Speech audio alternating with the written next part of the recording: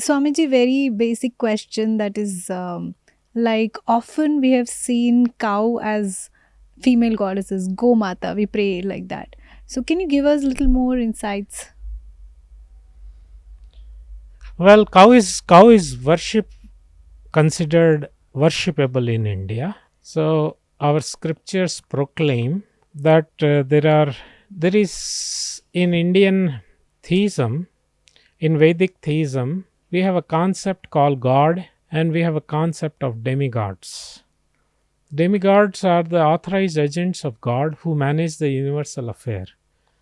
It is just like, because I'm coming to this point, without understanding this distinct, you won't be able to understand the divinity, presence of divinity in cow. So I'm just Absolutely. clarifying the background of it. So it's just like in your company, you are a CEO, but you have many employees Yeah. to manage it. So same way, when the Lord is God is running this universe, to manage its affair, let's say air, Mm-hmm. water, sunlight, all these affairs, law and order, he has agents. Yeah. So they are called devas, devatas, Okay. demigods. So cow is supposed to have presence of all the Lord himself. The Lord represented by Trinity, Brahma, Vishnu, Mahesh, in the forehead of the cow. Okay. So in the forehead is Lord Vishnu himself, and on the two horns we have Brahma and Shiva. Mm-hmm. And then 33 crore Koti, 330 million demigods, they reside in the body of the cow. Okay. So basically, cow is known as a mobile temple, a Right. temple that is mobile. Because you go to a temple, you see some particular deities. Like you come here at ISKCON, you generally have Radha Krishna, Chaitanya Mahaprabhu, Nityanand, and Sitaram, Lakshman, Hanuman, several places. But in cow's body, all those demigods they reside. So and then in the cow urine and dung, Gomay Vasate Lakshmi. In cow dung resides the goddess of fortune called Lakshmi. Lakshmi.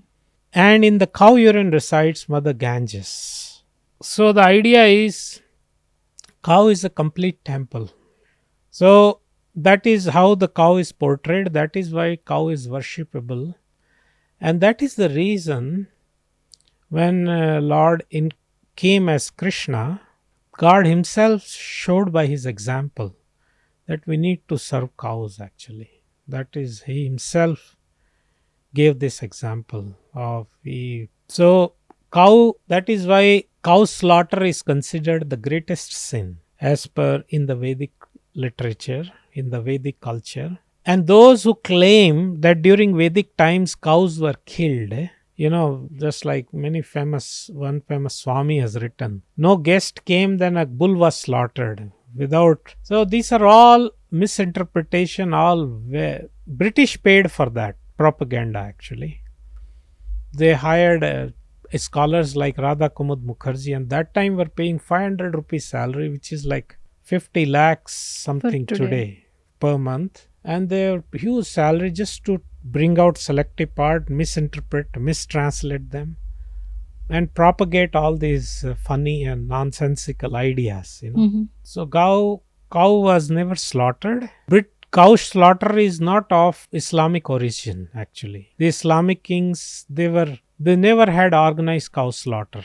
Cow slaughter was of British origin in India. That is a dharam. All the London British archives have been researched by scholars like Dharampal. They have wrote extensively on that. So cow slaughter organized cow slaughter owes its origin in British era. But Not, the common people have an understanding that it comes from their, religious books of Islam. no, the Islam, there is concept of kurbani. Sacrifice. Kurbani is there, that the purpose is to restrict. Purpose is to restrict that rather than just kill and eat, you do as a part of religion. So there is some regulation to it. Okay. So there is some rates like government licenses wine shops. Okay. So it does not mean to encourage wine drinking, but it Okay. is purpose is to restrict, regulate. All right. That is why Qurbani means, okay, you have to, say your kalma, then you have to, you know, there has to be religious way you have Well, got to do. So the idea is to, restrain. restraint. Also, as you rightly said, in Vedic times, they were I heard that it was given as when somebody was gifted cows, it was like the big thing then back then. No, Godana concept is there. And there is also concept of Gomedha Yagya.